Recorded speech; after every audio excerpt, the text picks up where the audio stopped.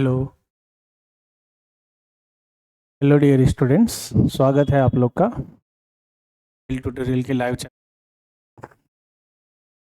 जैसा कि आपको पता है कि प्लेलिस्ट में जो नोटिफिकेशन का सेक्शन है उसमें हम लोग आप लोग के लिए जब जब नया इम्पोर्टेंट नोटिफिकेशन आता है एग्ज़ाम का या वैकेंसी का, वो हम आप लोग के लिए लेकर आते हैं।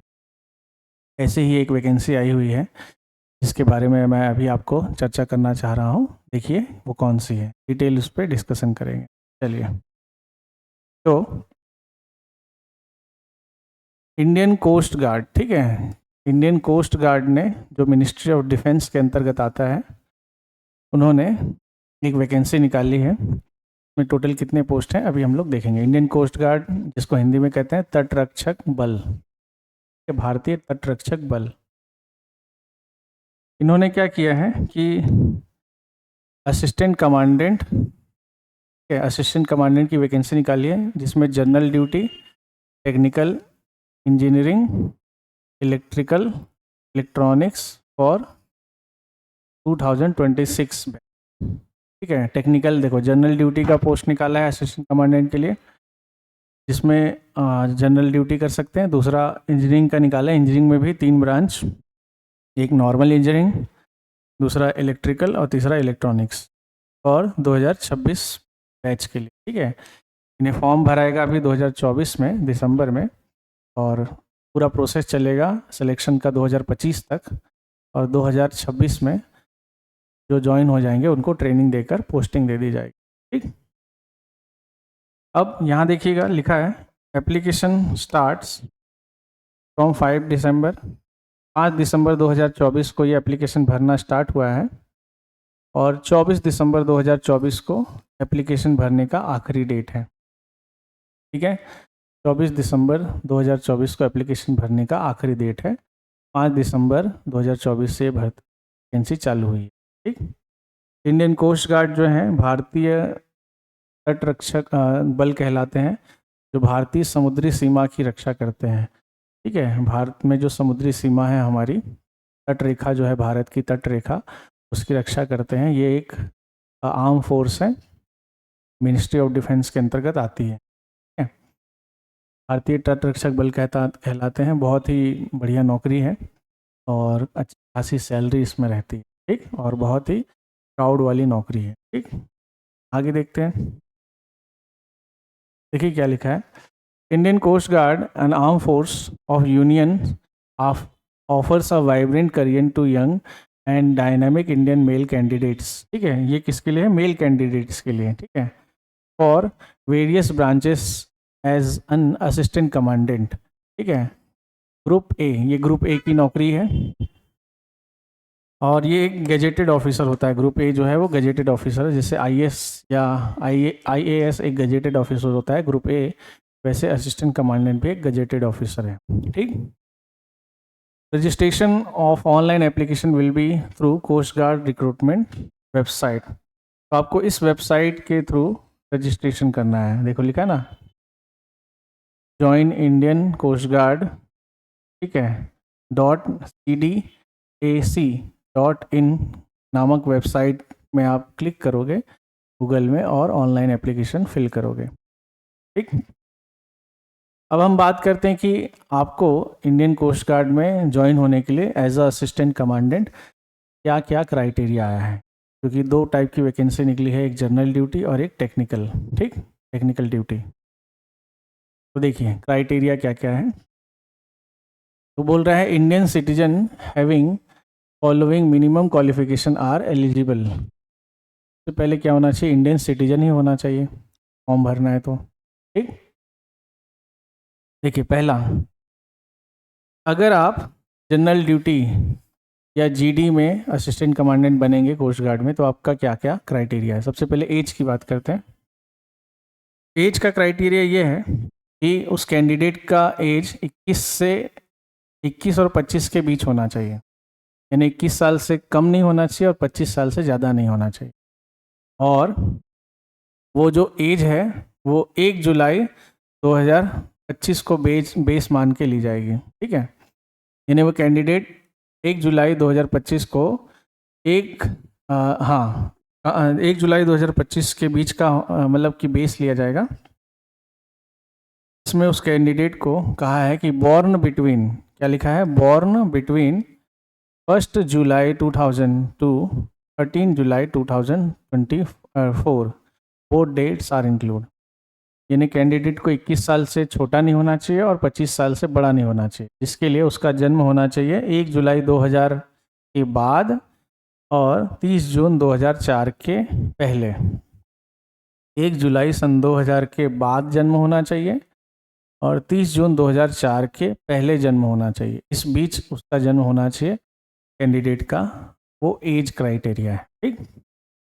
और क्या कहा है कि 5 years relaxation for personnel serving in coast guard और equivalent personnel in army, navy, air force. और अगर किसी बच्चे या स्टूडेंट के माता पिता इंडियन कोस्ट गार्ड में हैं या सर्विस कर चुके हैं या इंडियन नेवी, इंडियन आर्मी या इंडियन एयरफोर्स में सर्विस कर चुके हैं, उनके बच्चों को 5 साल का एज रिलैक्सेशन मिलेगा, 5 साल की छूट मिलेगी। ठीक। उनके बच्चों को 5 साल की छूट मिलेगी। और ST SC OBC के लिए अलग क्राइटेरिया है, वो बताएंगे आप आगे। अब मेल ही कैंडिडेट फॉर्म भर सकते हैं, फीमेल कैंडिडेट इसको नहीं भर सकते। उसके बाद एजुकेशन क्वालिफिकेशन की बात करते हैं। तो एजुकेशन क्वालिफिकेशन में पहला क्वालिफिकेशन है कि should hold a degree from a recognised university. आपके पास कोई डिग्री होनी चाहिए, BE, BTech या BSc, BA, BCom, ऐसी कोई डिग्री होनी चाहिए जो 3 साल की होती है किसी भी यूनिवर्सिटी की। और दूसरा, mathematics and physics as subject up to intermediate और क्लास 12th। ठीक है। और वो कह रहे हैं कि 11th 12th में आपका कम से कम एक सब्जेक्ट मैथ्स होना चाहिए और एक सब्जेक्ट फिजिक्स होना चाहिए। यानी सिर्फ मैथ्स वाले कैंडिडेट जिन्होंने मैथ्स लिया है 10th के बाद, जिसमें मैथ्स, फिजिक्स और केमिस्ट्री पढ़ते हैं, तो मैथ्स और केमिस्ट्री, फिजिक्स आपका वो सब्जेक्ट होना चाहिए। तो 11th 12th में मैथ्स, फिजिक्स होना चाहिए और 3 साल का कोई भी डिग्री होना चाहिए, तब आप इस फॉर्म को भर पाएंगे। ये एजुकेशनल क्वालिफिकेशन, इसके लिए जनरल ड्यूटी के लिए 10+2+3 scheme education or equivalent. The candidate who have completed graduation after diploma are also eligible provided the should process a diploma with physics and mathematics in its curriculum.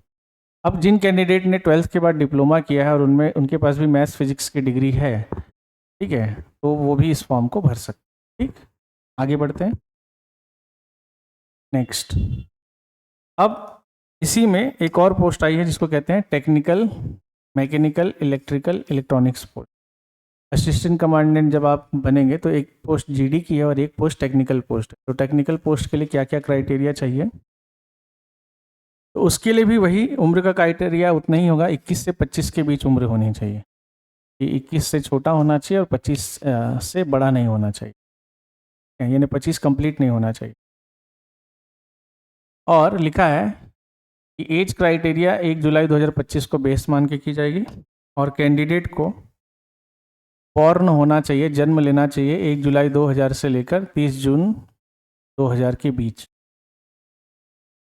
क्या लिखा है कि candidate को जन्म लेना चाहिए 1 जुलाई सन 2000 के बाद और 30 जून 2004 के 2004 के पहले।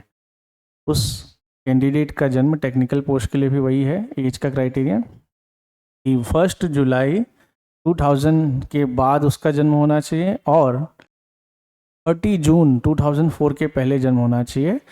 21 साल से उम्र ज़्यादा नहीं, 21 से कम नहीं होनी चाहिए और से ज़्यादा नहीं होना चाहिए, इसी बीच उनका जन्म होना चाहिए, तभी वो फॉर्म भर पाएंगे। ठीक। और फिर से 5 year age relaxation of personnel serving in coast guard. और जो कोस्ट गार्ड में सर्विस कर चुके हैं उनके बच्चों को 5 साल की एज रिलैक्सेशन या छूट मिलेगी। आगे, इसको भी मेल कैंडिडेट फॉर्म भर पाएंगे।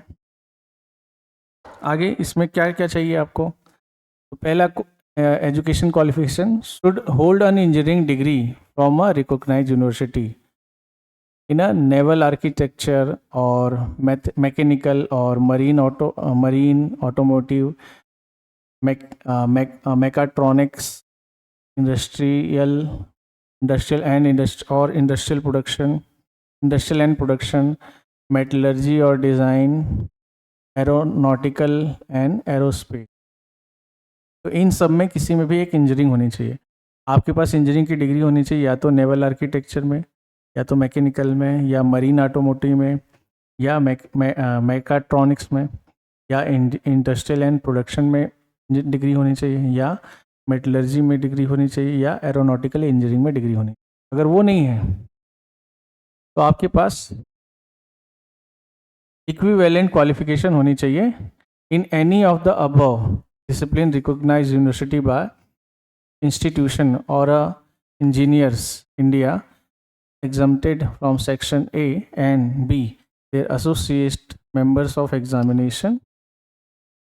ठीक है, और साथ में अगर वो भी नहीं है आपके पास तो should hold an engineering degree. ठीक है, क्या होनी चाहिए?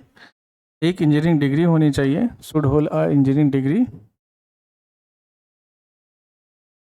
ठीक, इंजीनियरिंग डिग्री होनी चाहिए फ्रॉम अ रिकॉग्नाइज्ड यूनिवर्सिटी, या फिर इलेक्ट्रॉनिक्स में, या इलेक्ट्रिकल या इलेक्ट्रॉनिक्स में, या टेलीकम्युनिकेशन में, इंस्ट्रूमेंटेशन में, क्या है, इंस्ट्रूमेशन एंड कंट्रोल में, इलेक्ट्रॉनिक्स में, पावर इंजीनियरिंग में, या पावर इलेक्ट्रॉनिक्स में। फिर ऑप्शन दिया उन्होंने कि आपके पास अगर वो नहीं है पहले वाला तो इलेक्ट्रॉनिक या इलेक्ट्रिकल में, इलेक्ट्रॉनिक्स या इलेक्ट्रिकल में इंजीनियरिंग की डिग्री होनी चाहिए, नहीं तो इंस्ट्रूमेशन में इलेक्ट्रॉनिक की डिग्री होनी चाहिए, नहीं तो टेलीकम्युनिकेशन में इलेक्ट्रॉनिक की डिग्री होनी चाहिए, या पावर इंजीनियरिंग में इंजीनियरिंग की डिग्री होनी चाहिए। आगे अगर वो भी नहीं है, इक्विवेलेंट क्वालिफिकेशन आपको चाहिए in any of the above discipline recognised university of the engineers India exempted section A and B. ठीक है, उसके बाद एक तीसरा ऑप्शन होना ही चाहिए। ठीक है, कि mathematics and physics as subject up to intermediate class 12। Engineering की डिग्री तो चाहिए ही इन सब्जेक्ट्स में जो मैंने बताया, अगर आप टेक्निकल के लिए असिस्टेंट कमांडेंट का फॉर्म भरना चाहते हैं। साथ में 11th-12th में मैथ्स फिजिक्स भी होना चाहिए। ठीक, अब हमने एज वाला सेक्शन कंप्लीट कर लिया कि एज कितनी चाहिए, क्वालिफिकेशन कितना चाहिए, ये भी हमने देख लिया।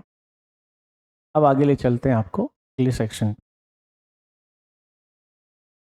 अगले सेक्शन में देखिए डियर स्टूडेंट्स क्या लिखा है। अब आपके लिखा है explanation on criterion certain eligibility criteria. तो कह रहा है अपर age relaxation of 5 years for SC/ST and 3 years for OBC non-criminal। अब जनरल कैंडिडेट को तो नहीं, लेकिन ST/SC कैंडिडेट को 5 ईयर जो एज उन्होंने बताया है पिछले हिस्से में हमने जो देखा, तो ST/SC OBC को अगर उनके पास कास्ट सर्टिफिकेट है तो उनको 25 के ऊपर प्लस 5 साल की एक्स्ट्रा छूट मिलेगी, मतलब 30 साल। और ओबीसी कैंडिडेट अगर है जो नॉन क्रीमी होगा, नॉन क्रीमी मतलब जो जिसके पास इकोनॉमिक सर्टिफिकेट होगा, आय प्रमाण पत्र होगा जो इन्होंने बोला है उसका, तो उनको 3 साल की छूट मिलेगी। जो ओबीसी हैं उसको एज में, ठीक है, तो 3 साल 25 प्लस 3 28 साल।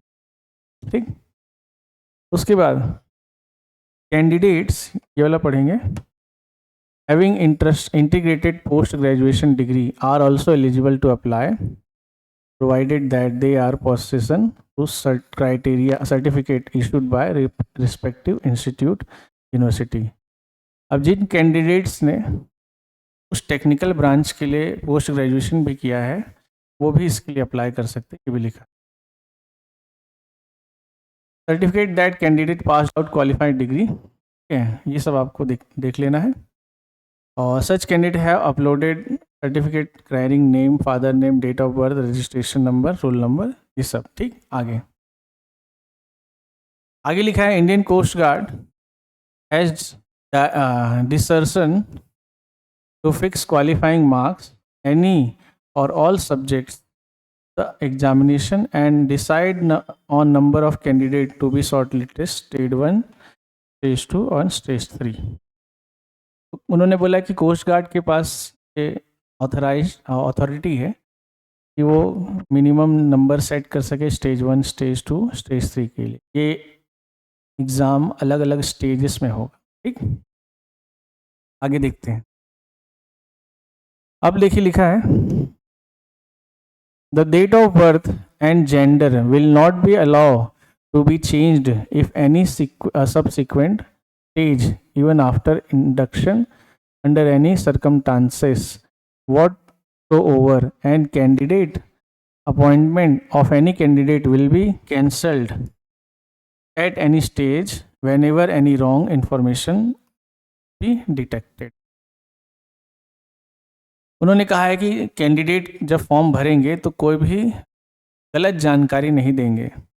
अगर कैंडिडेट गलत जानकारी देते हैं, अपने नाम, डेट ऑफ बर्थ या किसी भी तरह की गलत जानकारी देते हैं, छुपाते हैं, तो अगर वो पकड़े गए तो किसी भी स्टेज में उनका जो कैंडिडेट फॉर्म भरे हैं उनका अप्लाइंग या एप्लीकेशन फॉर्म रिजेक्ट कर दिया जाए, या कैंडिडेट के किसी भी स्टेज में वहाँ से भगा दिया जाएगा, हटा दिया जाएगा, उनको पूरे प्रोसेस से बाहर कर दिया जाएगा अगर उन्होंने मिस इन्फॉर्मेशन दिया और वो पकड़े गए। पकड़े तो जाओगे ही अगर आप कभी गलत इन्फॉर्मेशन दोगे तो।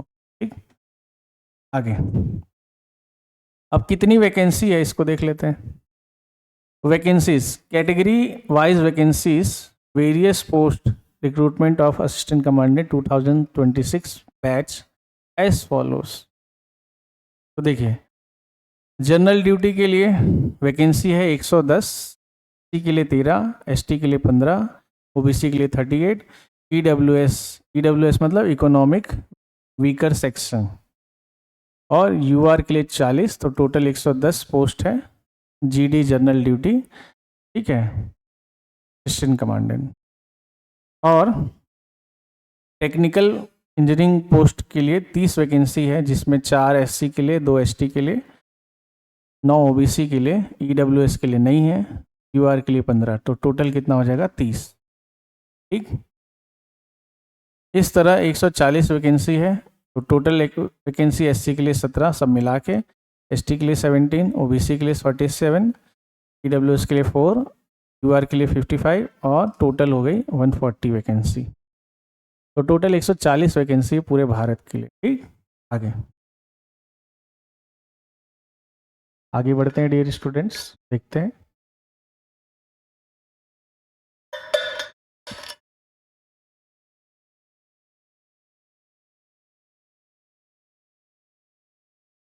चलिए और कुछ इंपॉर्टेंट इंफॉर्मेशन देखते हैं।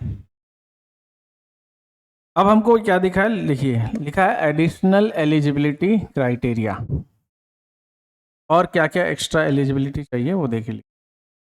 ठीक है, candidate withdrawn on disciplinary grounds from any other serving technical academy are not eligible to appear.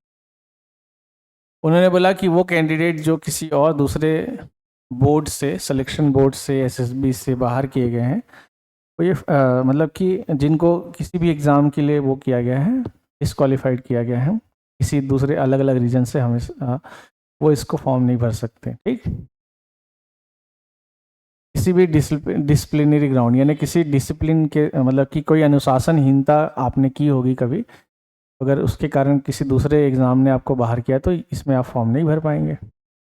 उसके बाद candidate should not allowed have been arrested, convicted, possesses criminal charges. इन्होंने क्रिमिनल एक्टिविटी की है वो भी ये फॉर्म नहीं भर पाएंगे अगर उनके ऊपर पुलिस थाने में रिपोर्ट हो गया है तो। Candidate who declared from appearing if any public service examination, candidate who are debarred from appearing any public service exam are not eligible to appear। अब जिन कैंडिडेट को किसी पब्लिक सर्विस एग्ज़ाम ने ban किया है वो भी इसमें फॉर्म नहीं भर पाएंगे। आगे ये सब लिखा है। अगला देखो क्या लिखा है, candidate who are studying in final year final semester of degree course are yet to pass the final year degree examination can also apply, provided that candidate should not have any backlog, should have passed all subject up to at least semester. देखो ये भी important है कि वह candidate जो final year में है, अपने कॉलेज के फाइनल ईयर में है या फाइनल सेमेस्टर में है, वो भी इस फॉर्म को भर पाएंगे।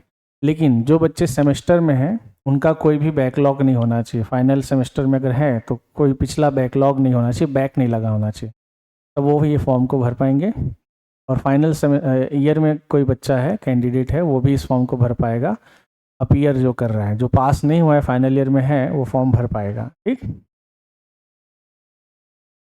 आगे देखिए, further explanation on eligibility criteria who are final year semester are given below.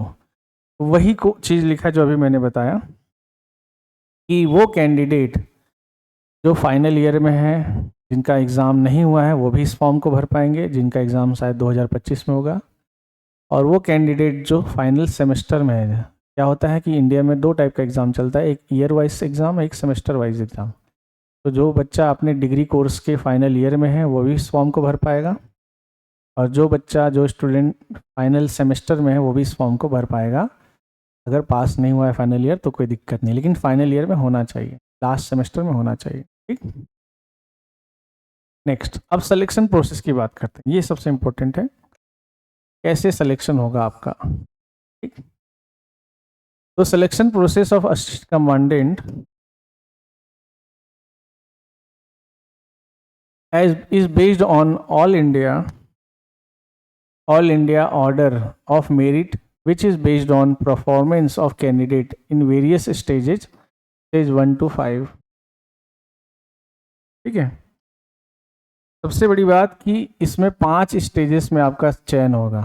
इस एग्ज़ाम में 5 टोटल 5 1 2 3 4 5 स्टेजेस में कैंडिडेट को सिलेक्ट किया जाएगा। ठीक, 5 चरणों में सिलेक्शन होगा। तो वो 5 चरण कौन कौन से हैं, तो चलिए स्टार्ट करते हैं। तो पहला स्टेज 1, ये देखिए स्टेज 1 पढ़ने जा रहे हैं। इसका नाम है coast guard common admission test. जो पहला स्टेज है एग्ज़ाम का उसको कहते हैं coast guard common admission test, CGCAT। तो देखो ये कैसे होगा, इसमें लिखा है कि candidates for all branches shall appear in computer based online screening test as known as CGCAT। The test will be conducted in design centers located all over India। तो ऑल ओवर इंडिया में आपका exam centre बनेगा, वो coast guard decide करेगा कि कहाँ कहाँ centre बनाना है, वहाँ आपको बुलाया जाएगा। The test comprises of 100 multiples choice question MCQ।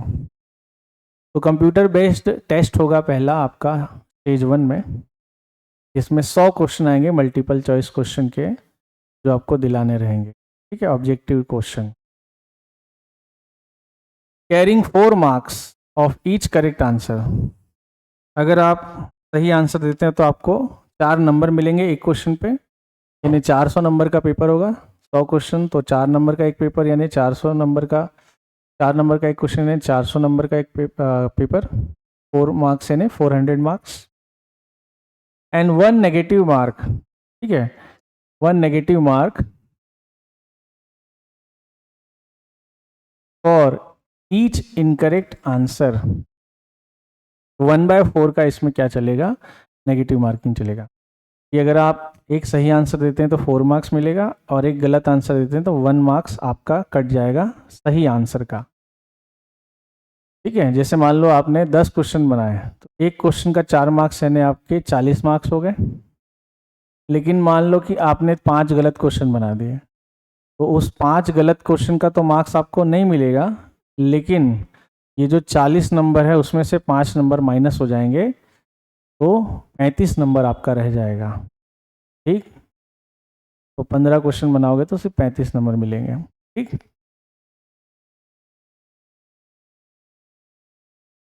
आया समझ में? अब देखो अगला, तो duration of the test will be 2 hours. ये टेस्ट जो होगा पहला स्टेज 1 में वो 2 आवर्स का होगा, उसमें 100 क्वेश्चन बनाने पड़ेंगे। And medium of test paper will be in English, और जो पेपर होगा वो इंग्लिश में ही होगा, हिंदी में नहीं होगा। ठीक, subject wise distribution of mark follows. अब कौन कौन से सब्जेक्ट आएंगे देख लेते हैं। तो कंबाइन सीजी सीएटी टेस्ट बोलते हैं, तो पहला इंग्लिश होगा, इंग्लिश में 25 क्वेश्चन आएंगे आपके। रीजनिंग और न्यूमेरिकल एबिलिटी होगा, ये भी 25 नंबर का। Journal science and mathematic aptitude आएगा, ये भी 25 क्वेश्चन आएंगे इसके। जनरल नॉलेज आएगा, इसमें भी 25 क्वेश्चन आएंगे। तो इंग्लिश में 25 क्वेश्चन, रीजनिंग में 25 क्वेश्चन, जनरल साइंस और मैथ्स में 25 क्वेश्चन, जनरल नॉलेज में 25 क्वेश्चंस, और टोटल ये होगा 2 आवर्स का। तो टोटल आपके हो गए 100 क्वेश्चन, और 100 क्वेश्चन जो है 400 मार्क्स के होंगे, क्योंकि एक क्वेश्चन जो है वो 4 नंबर का है, और गलत क्वेश्चन आंसर देने पर 1 नंबर कटेगा। गलत क्वेश्चन का आंसर भी नहीं मिलेगा और सही क्वेश्चन का 1 नंबर कट जाएगा। ठीक, हमारे यहाँ रीजनिंग और जर्नल साइंस की क्लासेस चल रही हैं बघेल ट्यूटोरियल में, सुबह 8:30 से लेके दोपहर 12:30 तक, 11:30 तक। ठीक है, दोपहर 11:30 तक, सुबह 8:30 से लेके दोपहर 11:30 तक बघेल ट्यूटोरियल रायपुर के सेंटर में। सुबह 8:30 से 9:30 रीजनिंग, 9:30 से 10:30 मैथ्स, और 10:30 से 11:30 जर्नल साइंस की क्लास चल रही है। तो आप सब हमारे ऑफलाइन सेंटर में ज्वाइन हो सकते हैं, या बघेल ट्यूटोरियल का एप्लीकेशन डाउनलोड करके ऐप पे सारे लाइव रिकॉर्डेड वीडियो देख सकते हैं परचेस करके। ठीक, आगे अब कुछ नोट देखते हैं। नोट में क्या लिखा है? All category wise merit list stage 1 will be prepared on the basis of marks scored in stage 1 examination. If there is a tie at last shortlisted candidate, then all of the having same marks at last candidate will be shortlisted for stage 2 PSB. सीधी सी बात है, वो कह रहे हैं कि भाई stage 1 में जो है जो है मेरिट लिस्ट बनेगी, जितने कैंडिडेट स्टेज 1 में जाए हैं उनका पेपर होगा पहले। पेपर में जो अच्छा नंबर लाएगा मेरिट वाइज उसको स्टेज 2 में भेजा जाएगा। ठीक है, और लास्ट में जो कैंडिडेट होगा मेरिट में, तो अगर उसका जो नंबर है, जैसे मान लो लास्ट में मेरिट लिस्ट बनी, मेरिट लिस्ट में जो लास्ट कैंडिडेट है अगर वो 100 नंबर पाता है, तो उसके ही जैसे अगर 100 नंबर 100 लोग पा गए तो उन 100 लोग को भी मेरिट लिस्ट में शामिल कर लिया जाएगा। लेकिन 100 से 99 नहीं होना चाहिए।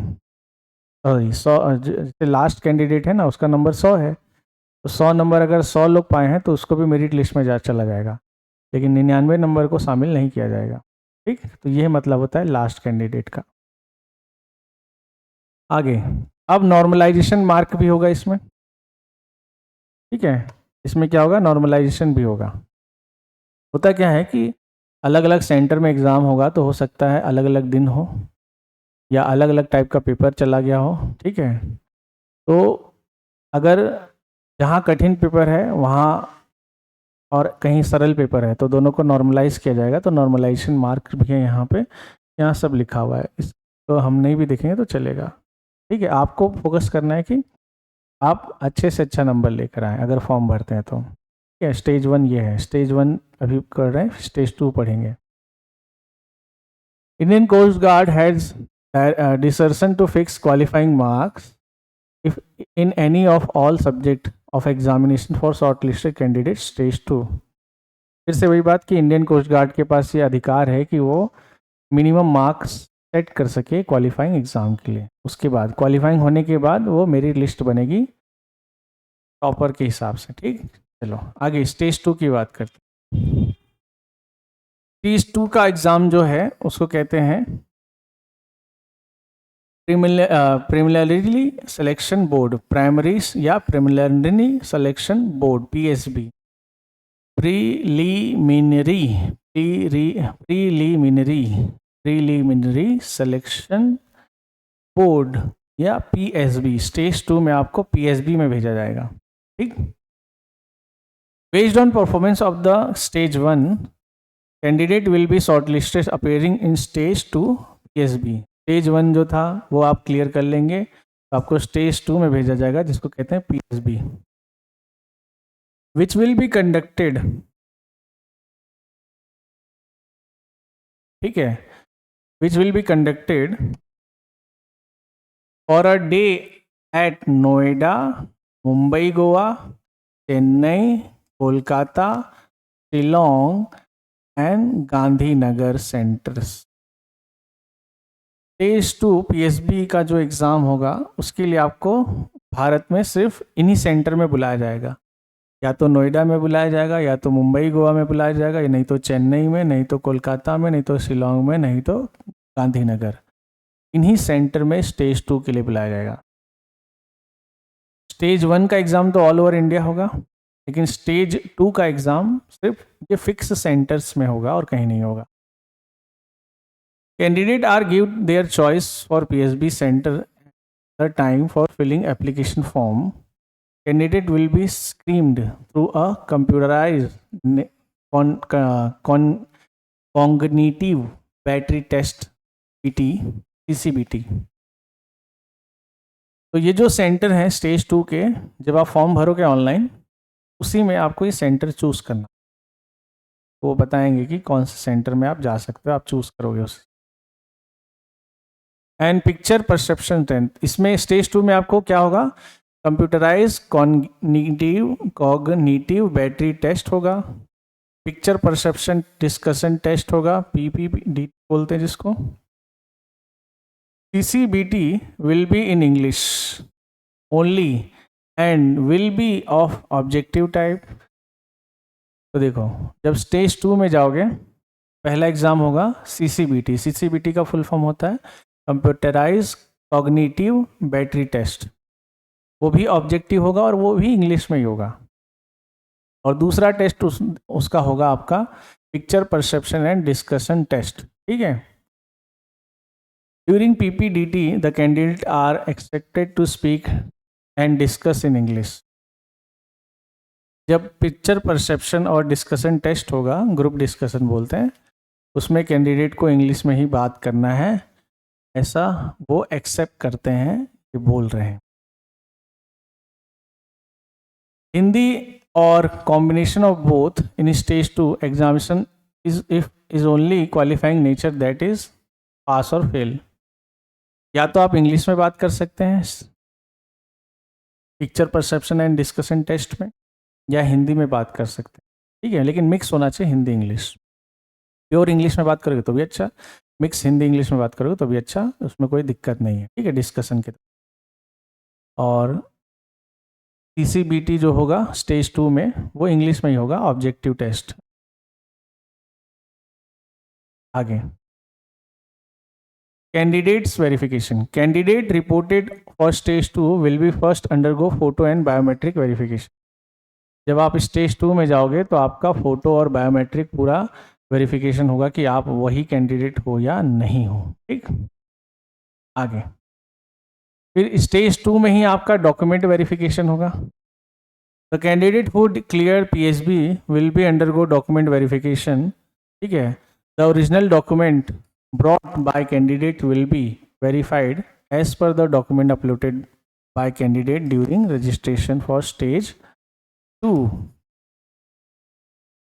तो फोटो और बायोमेट्रिक टेस्ट तो होगा ही, बायोमेट्रिक चेकिंग होगी, आपकी वेरिफिकेशन होगा, फिर आपका डॉक्यूमेंट वेरिफिकेशन भी होगा। जो डॉक्यूमेंट आप अपलोड किए रहोगे वो सारे डॉक्यूमेंट वो लोग चेक करेंगे, वो बताऊंगा कैसे। सेंटर अलॉटमेंट होगा आपको वहीं। आगे स्टेज 3, अब स्टेज 2 क्लियर कर लोगे तो आपको कहाँ भेजा जाएगा, स्टेज 3 में, जिसको कहते हैं final selection board FSB। Stage 3 में आप जाएंगे जिसको कहते हैं फाइनल सिलेक्शन बोर्ड FSB। चलिए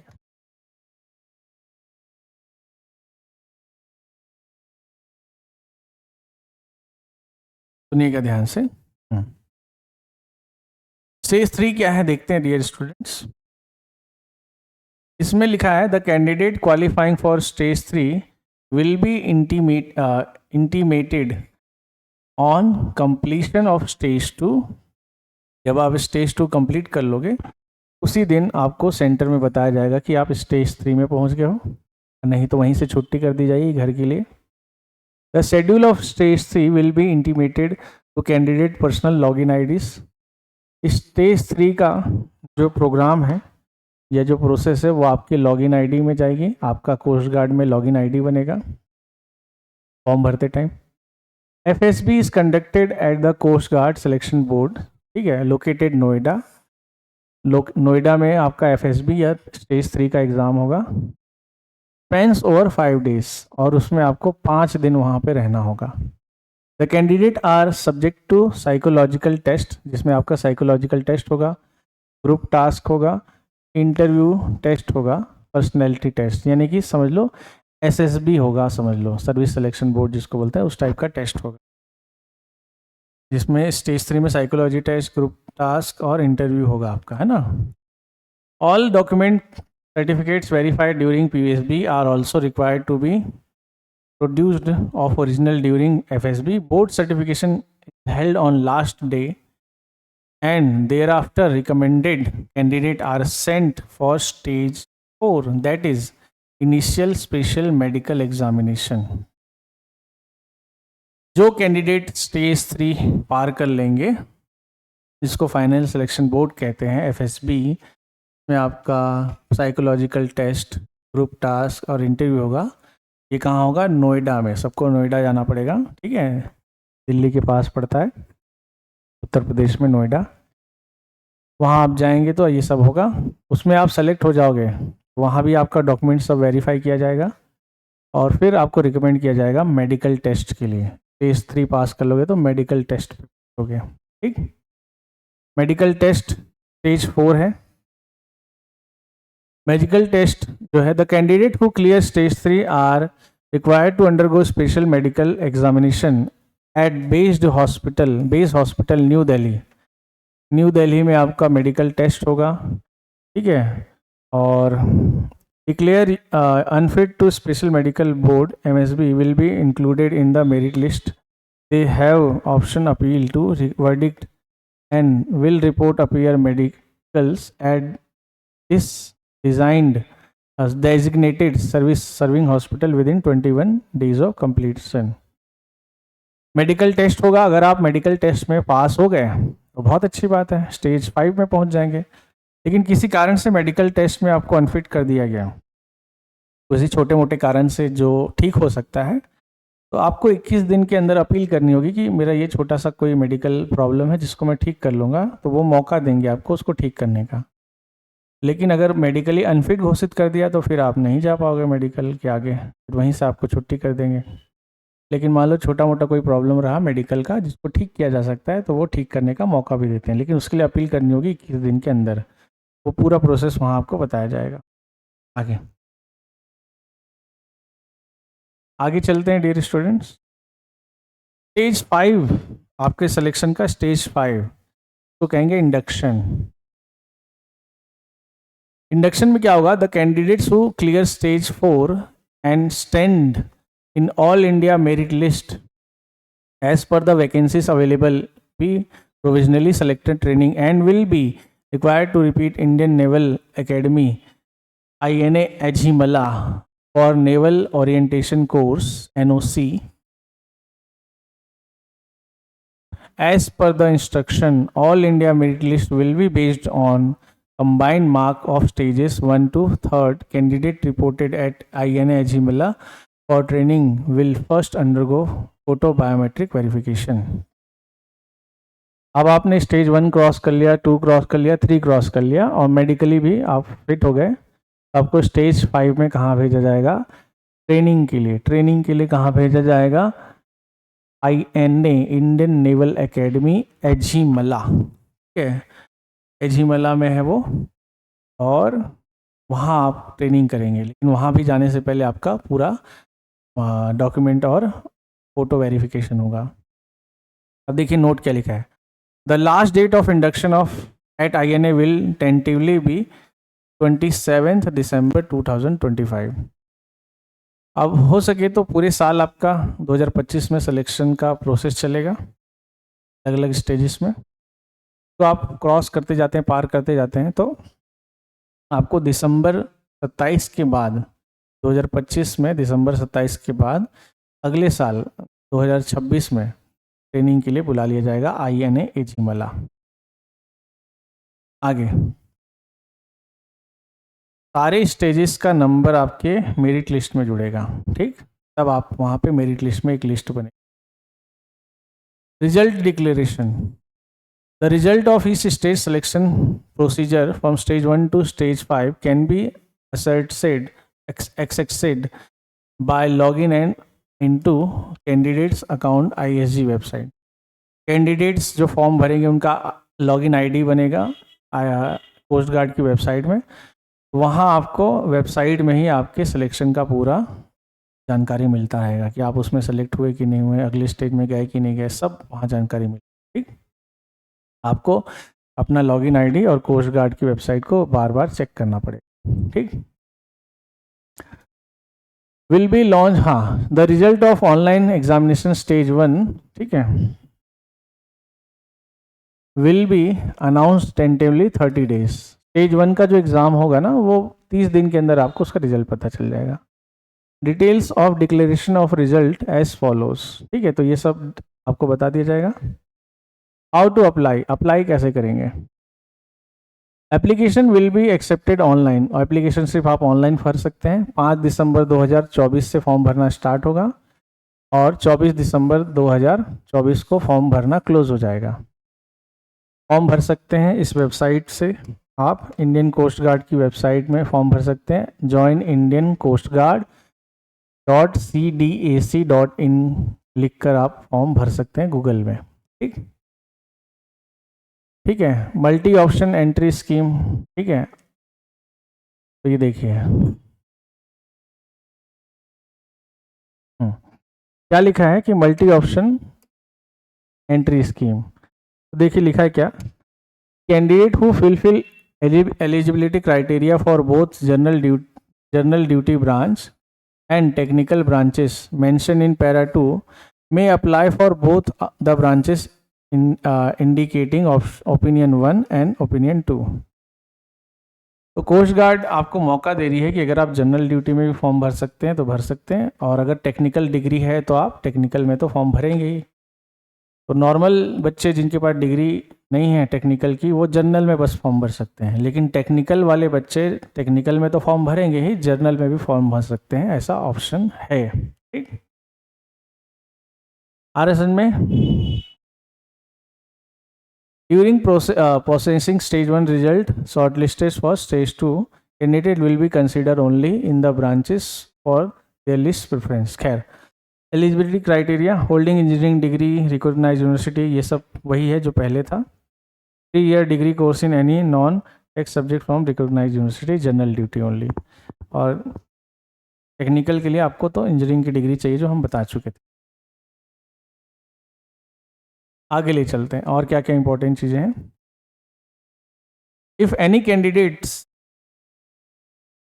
फिल्स multiple application one particular recruitment cycle, his list application will be accepted and previously filled application will be latest, however fees not will be refunded। अब किसी candidate ने एक ही पोस्ट के लिए 3-4 बार form भर दिया, या जनरल ड्यूटी पोस्ट है उसके लिए 2 बार फॉर्म भर दिया, तो जो लास्ट में फॉर्म भरे रहोगे वो एक्सेप्ट हो जाएगा, जो पहला फॉर्म भरे रहोगे वो रिजेक्ट हो जाएगा, लेकिन दोनों फॉर्म की फ़ीस वो एक्सेप्ट कर लेंगे और वापस नहीं करेंगे वो फीस। समझ रहे बात को। अगर आपने एक ही पोस्ट के लिए 3-4 बार फॉर्म भर दिया, आपको लगता है नहीं ये वाला रिजेक्ट हो गया होगा तो फिर से भर दूँ, ऐसा नहीं, एक ही पोस्ट के लिए एक ही बार फॉर्म भरना। ठीक, नहीं तो 2-3 बार फॉर्म भरोगे तो पैसा वापस नहीं होगा। ठीक है, साफ साफ बोल रहे हैं। Online application will be further scrutinised for eligibility and may rejected at any stages if found ineligibility in any respect. अगर आपने ऑनलाइन फॉर्म भरा है और गलत जानकारी दी है अपने क्वालिफिकेशन या पर्सनल डिटेल में, तो किसी भी स्टेज में आपको बाहर कर दिया जाएगा अगर उनको पता चल जाए। Next, document to uploaded application. अब कौन कौन से डॉक्यूमेंट आपको अपलोड करना है? The candidate will be required to uploaded document in 2 phases. Few documents are required during initial online application stage.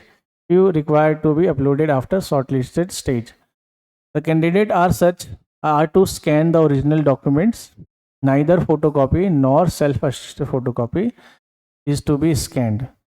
जो भी डॉक्यूमेंट आप अपलोड करेंगे वो ओरिजिनल डॉक्यूमेंट का स्कैन कॉपी होना चाहिए, फोटोकॉपी स्कैन करके अपलोड नहीं करना है, साफ साफ लिखा है। As application for the post applied and online application. अब देखिए क्या लिखा है यहाँ पे, compulsory document to be uploaded by all candidate during initial online application for stage. अब स्टेज 1 के लिए कौन कौन सा डॉक्यूमेंट अपलोड करना है ध्यान दीजिएगा। और डॉक्यूमेंट अपलोड करेंगे तो ओरिजिनल डॉक्यूमेंट का स्कैन कॉपी अपलोड करना है, फोटो कॉपी अपलोड नहीं करना है, ध्यान रखना। तो देखो, passport size recent colour photograph taken not before 2000 जून 2024। आपको अपना पासपोर्ट साइज कलर फोटोग्राफ देना है जो जून 2024 से पहले का नहीं होना चाहिए, बाद का होना चाहिए, जिसमें लाइट बैकग्राउंड होगा, विदाउट हेड गियर, सिर पे कुछ पहनना नहीं है, चश्मा वश्मा नहीं पहनना है, टोपी फोपी नहीं पहननी है, हेडफोन वोडफोन कुछ नहीं पहनना है। सिखों को छोड़कर, सिख जो हैं वो पहन सकते हैं पगड़ी, बाकी नॉर्मल कैंडिडेट कुछ भी नहीं पहनेंगे सिर पर। आगे, विदाउट स्पेक्टिकल्स, चश्मा भी नहीं पहनना है। फिर live image capture during registration. जब आप रजिस्ट्रेशन करेंगे तो उस दौरान आपका फॉर्म भरते भरते भी वो लाइव फ़ोटो लेंगे, ठीक है। आ रहा है समझ में? पासपोर्ट फ़ोटो तो वो लेंगे ही लेंगे आपसे, लेकिन फॉर्म भरते समय लाइव फ़ोटो, एप्लीकेशन के दौरान भी सामने वेब कैम रख कर आपको लाइव फ़ोटो देनी पड़ेगी या सेल्फी कैमरा से सेल्फी लेना पड़ेगा।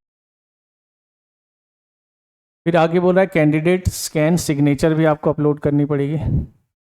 लेफ़्ट और राइट थंब का इम्प्रेशन भी अपलोड करना पड़ेगा। डेट ऑफ बर्थ सर्टिफिकेट आपको अपलोड करना पड़ेगा, जैसे 10th क्लास की मार्कशीट। आइडेंटिटी प्रूफ में आधार कार्ड या वोटर आईडी किसी एक को अपलोड करना पड़ेगा, ठीक है। Service certification NOC candidate serving IGC personal including heavy arm forces personal government. अगर आपके माता पिता उस सर्विस में हैं आर्म फोर्सेस में, उसको अपलोड कर सकते हैं, उससे 5 साल की छूट मिल जाएगी। आपको अपना डोमिसाइल सर्टिफिकेट, ठीक है, तो अपलोड करना पड़ेगा कि आप किस राज्य के मूल निवासी हैं।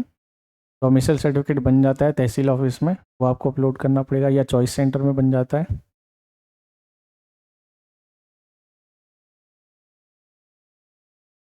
फिर लिस्ट ऑफ डॉक्यूमेंट, तो पहले स्टेज में ये सारे डॉक्यूमेंट आपको अपलोड करने पड़ेंगे। अब दूसरे स्टेज में अगर आप चले गए तो क्या क्या डॉक्यूमेंट अपलोड करना पड़ेगा, तो देखिए, list of document uploaded candidate if shortlisted for stage 2। तो स्टेज 2 में आपको 10th की मार्कशीट, 12th की मार्कशीट, ग्रेजुएशन या पोस्ट ग्रेजुएशन की मार्कशीट या सेमेस्टर की मार्कशीट, ओरिजिनल प्रोविजनल सर्टिफिकेट, ठीक है, कैंडिडेट का फाइनल ईयर का सेमेस्टर मार्कशीट या डिग्री मार्कशीट, कैटेगरी मार्कशीट अगर आपके पास है तो, ठीक है। NOC by candidate serving in government organisation, अगर कोई सरकारी नौकरी में है तो वहाँ से एनओसी भी आपको डालना पड़ेगा, नहीं तो आप फॉर्म नहीं भर पाएंगे। एनओसी नॉन ऑब्जेक्ट सर्टिफिकेट होता है, सरकारी नौकरी में जो है वो अगर फॉर्म भर रहा है तो उसको ऐसा करना। अब इम्पॉर्टेंट इंस्ट्रक्शन अपलोडिंग डॉक्यूमेंट। अब जब आप अपलोड करेंगे डॉक्यूमेंट तो आपको क्या क्या इम्पोर्टेंट इंस्ट्रक्शन देखने हैं वो भी देखिएगा ध्यान से।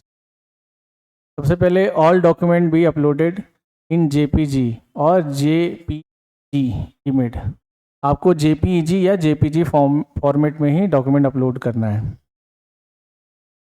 फोटोग्राफ का साइज थंब सिग्नेचर की जो इमेज है वो 10 KB से 100 KB के बीच होनी चाहिए। डॉक्यूमेंट जो अपलोड करेंगे आप बड़े बड़े वो 50 KB से 150 KB के बीच होनी चाहिए, 150 से 150 होना चाहिए। ST/SC OBC सर्टिफिकेट आपको अपलोड करना है, अगर EWS है तो EWS सर्टिफिकेट अपलोड करना है। इनकम सर्टिफिकेट आपको अपलोड करना है EWS वाले बच्चों को, ठीक है।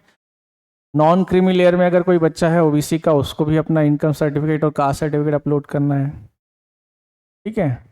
आगे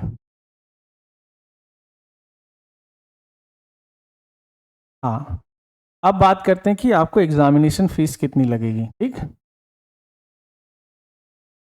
तो candidate except SC/ST candidate who are exempted from payment of fees are required to pay 300 only to online mode by using her banking or using this admit card will be issued for examination only those candidates who have successfully paid examination fees who are entitled for waiver of examination fee. तो ST/SC schedule caste और schedule tribe candidate को छोड़कर general candidate, OBC candidate और EWS candidate, इनको form fees देनी पड़ेगी, exam fees देनी पड़ेगी, जिसकी फ़ीस है 300 रुपीज़, 300 रुपये आपको एग्ज़ाम फीस देनी पड़ेगी, ठीक। बाकी ST/SC को छूट है।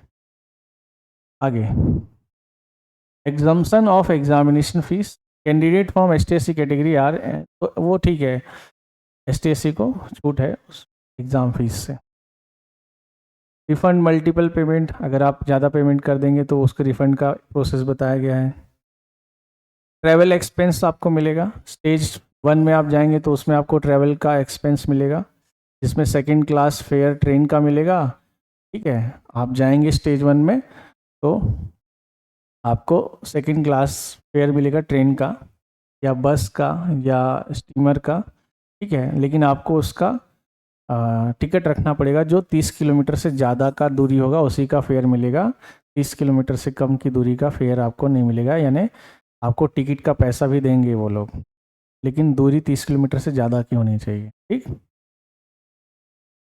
SC/SC candidate download to travel from ICG website, submit the same Indian coast guard, ठीक है। तो देखो सिर्फ SC/SC कैंडिडेट को ये ट्रैवल एक्सपेंस मिलेगा, who are not employed in central government will be reimbursed ordinary. ST/SC candidate को travel का फीस फेयर मिलेगा, यानी ट्रैवलिंग करने का पैसा मिलेगा, एग्ज़ाम सेंटर तक जाने का कोस्ट गार्ड प्रोवाइड करेगा, लेकिन दूरी 30 किलोमीटर से ज़्यादा होगी तब, ऐसा नहीं। फिर स्टेज 2 के लिए भी आपको ट्रैवल का छूट मिलेगा, to fro travel fares AC 3rd chair car actual normal bus fare by shorted route only centre to permitted address mention in e admit card, candidate appearing first time in FSB will be reimbursed on production for original tickets. The SC/SC candidates will be reimbursed 2nd class railway bus after PSB FSB respective the number of appearance. फिर जो 2nd stage में आप जाएंगे, sorry 3rd stage में FSB में अगर आप जाएंगे, FSB 3rd स्टेज है, अगर आप उसमें पहुंचते हैं तो आपको ST/SC हो या ना हो आपको ट्रैवल एक्सपेंस मिलेगा AC 3rd चेयर का, अगर दूर है तो, ठीक है। नोएडा में होगा तो अगर आप रायपुर में हैं तो नोएडा जाएंगे तो आपको AC 3 टायर का आने जाने का एक्सपेंस मिलेगा, और ST/SC को भी मिलेगा सारे कैंडिडेट को। For reimbursement of travel expense all candidate have to submit 3 sets of copies admit card, caste certificate and journey tickets. तो जिनको ट्रैवल एक्सपेंस मिलेगा उनको हर 3 फोटो कॉपी रखनी पड़ेगी, एडमिट कार्ड की, कास्ट सर्टिफिकेट की और जर्नी टिकट की, ठीक है। एग्जामिनेशन सिटी, तो आपको प्रेफरेंस दिया जाएगा एग्जामिनेशन सिटी का, ठीक है। एग्जामिनेशन सिटी के बारे में पूरा डिटेल है, कोई दिक्कत नहीं उसमें, वो तो पता चल जाएगा। Contact detail for query and clarification, अगर आपको कोई समस्या है तो देखिए यहाँ कॉन्टैक्ट डिटेल है, ईमेल है, टेलीफोन है, ईमेल है, टेलीफोन है, ठीक है। अगर आपको एलिजिबिलिटी, एडवर्टाइजमेंट और सिलेक्शन प्रोसेस में कोई दिक्कत है तो उसका यहाँ पे डिटेल दिया है, फ़ोन करके और ईमेल करके पूछ सकते हैं। अगर आप ऑनलाइन रजिस्ट्रेशन, पेमेंट इशू और ई एडमिट कार्ड के लिए समस्या आ रही है तो आप इस ईमेल और टेलीफोन में आप फ़ोन करके पूछ सकते हैं, ठीक है। ये नोटिफिकेशन मैं ग्रुप में डलवा ये नोटिफिकेशन मैं वीडियो के लिंक में डलवा दूंगा, आपको ये मिल जाएगा, ठीक। अब शेड्यूल बता रहा है कि टेंटेटिव शेड्यूल कब से कब तक ये हो सकता है।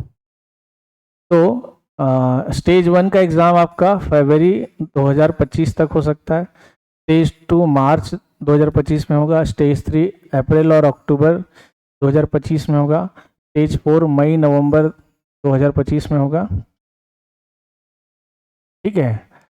मई से नवंबर के भी 2025 में हो सकता है, और स्टेज 4 दिसंबर के आखिरी में होगा, ठीक। सॉरी, स्टेज 5 दिसंबर के आखिरी में होगा। तो उन्होंने ये शेड्यूल बना दिया कि हाँ इस बीच हम ये एग्ज़ाम कंडक्ट करवाएंगे, ठीक।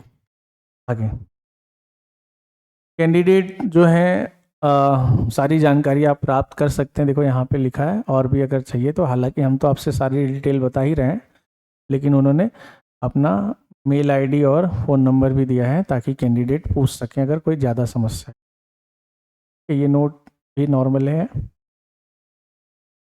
देखिए क्या लिखा है, no email will be sent to candidates regarding when the e-admit card will be available for download. Examination city will be display candidates logging at least 10 days prior stage 1.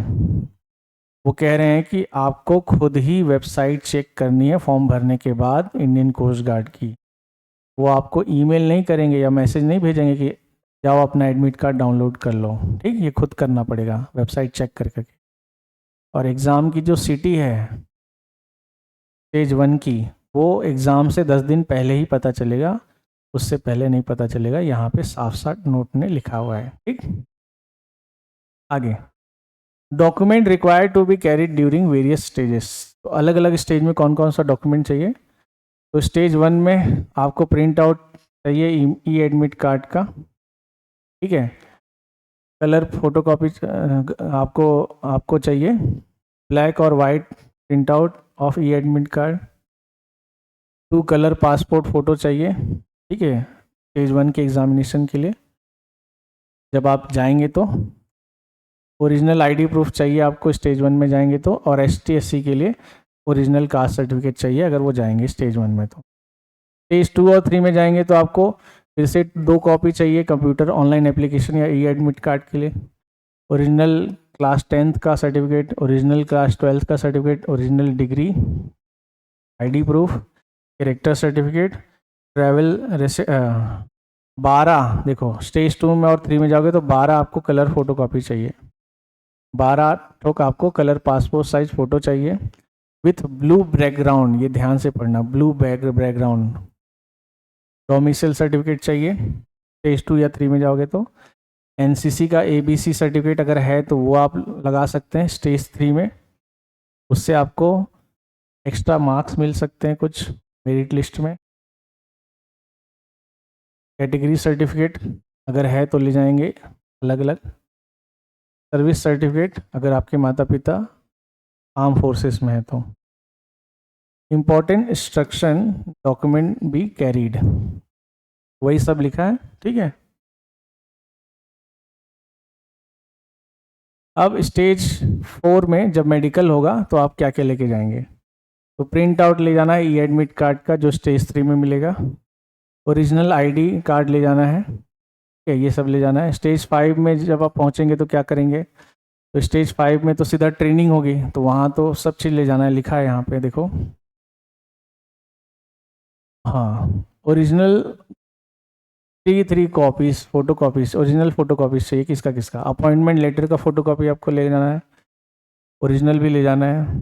फिर 10th का certificate, 12th का certificate, ठीक है, 12 original marksheet, degree certificate original, ठीक है। आधार चाहिए original, voter ID या PAN ID original, ST SC का original certificate, O1 risk certificate, O1 खुद का risk certificate, declaration to sign by candidate, certificate regarding marital status, शादी है कि हुई है कि नहीं, ये वाला सर्टिफिकेट।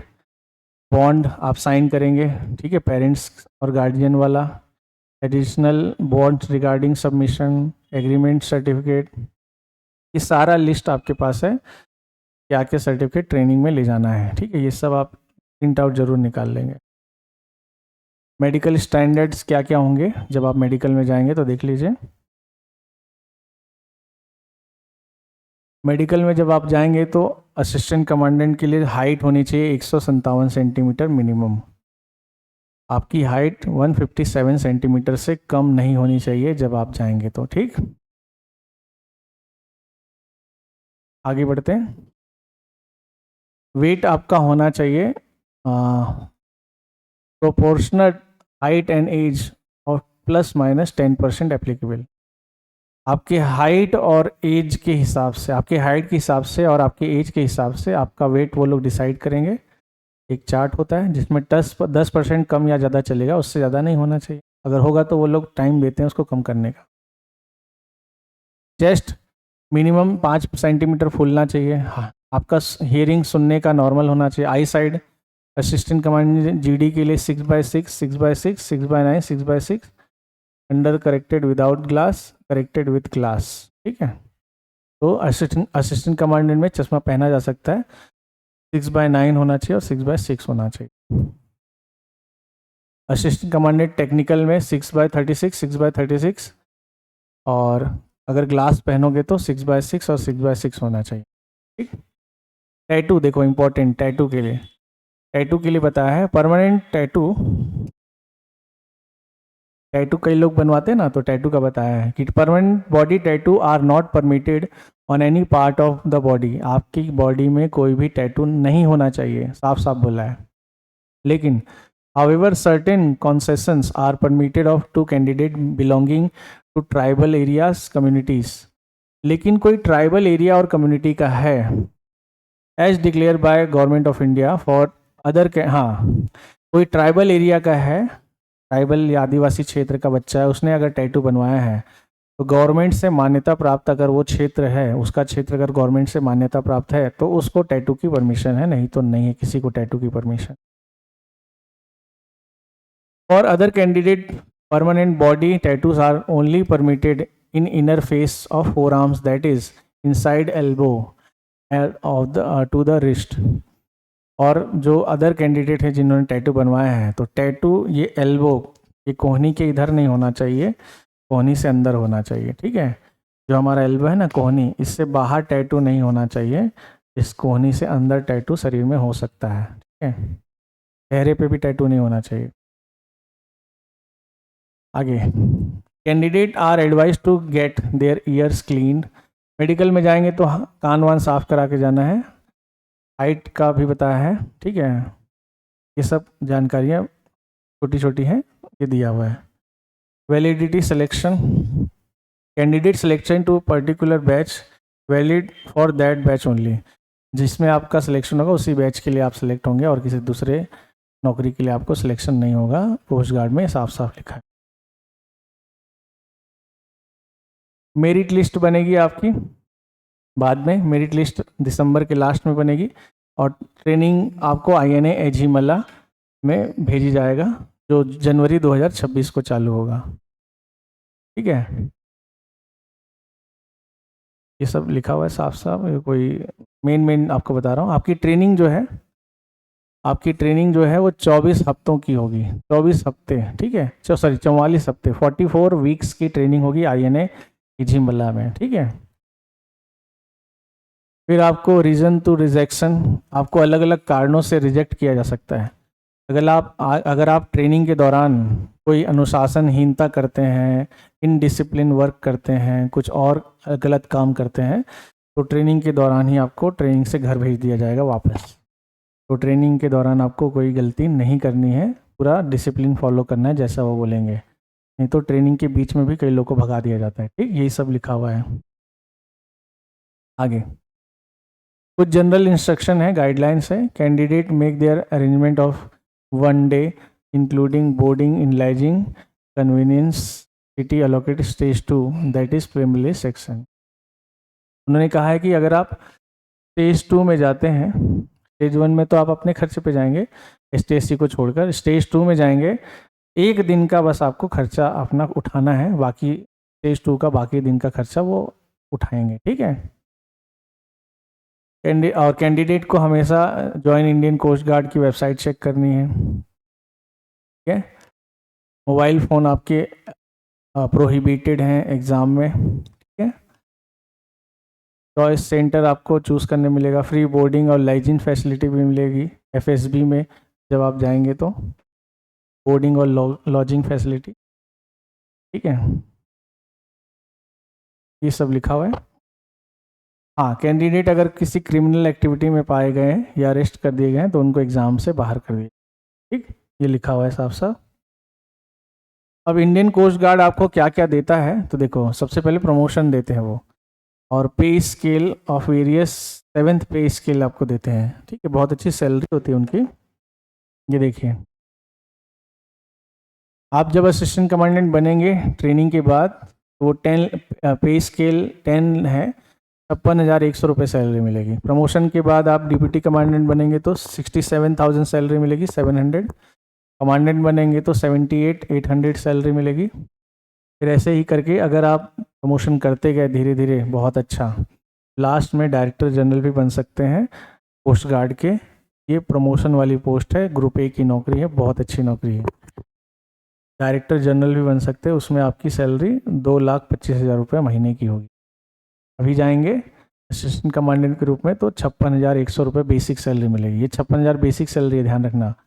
इसके अलावा अलग बहुत सारे अलाउंस मिलते हैं, तो लगभग सैलरी शुरुआत में 1,00,000 रुपये आराम से पहुंच जाती है, 1,25,000 तक पहुंच ही जाती है।